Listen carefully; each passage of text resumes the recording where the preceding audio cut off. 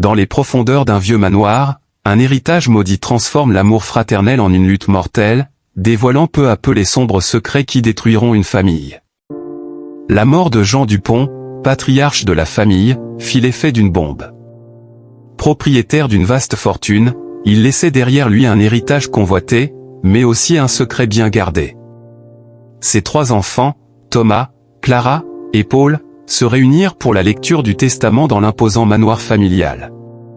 La voix de l'avocat résonna dans la pièce froide, « Je lègue la totalité de ma fortune à celui de mes enfants qui parviendra à résoudre l'énigme que je leur ai laissée. » Le silence se fit.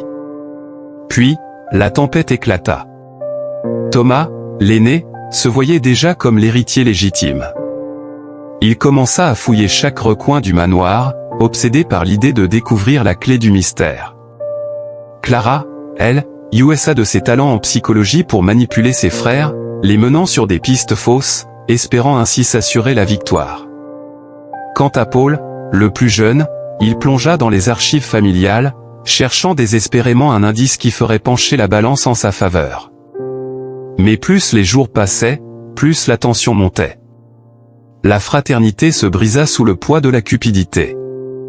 Chaque membre de la fratrie soupçonnait les autres de vouloir le doubler, et les conversations, autrefois pleines de souvenirs et d'affection, se transformèrent en affrontements violents.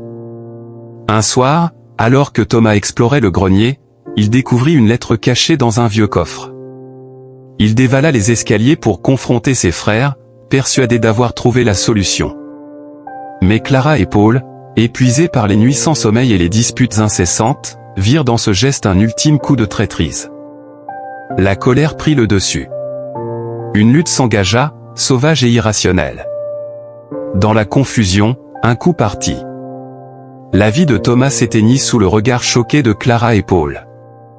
La maison autrefois remplie de rire et d'amour était désormais le théâtre d'une tragédie insensée.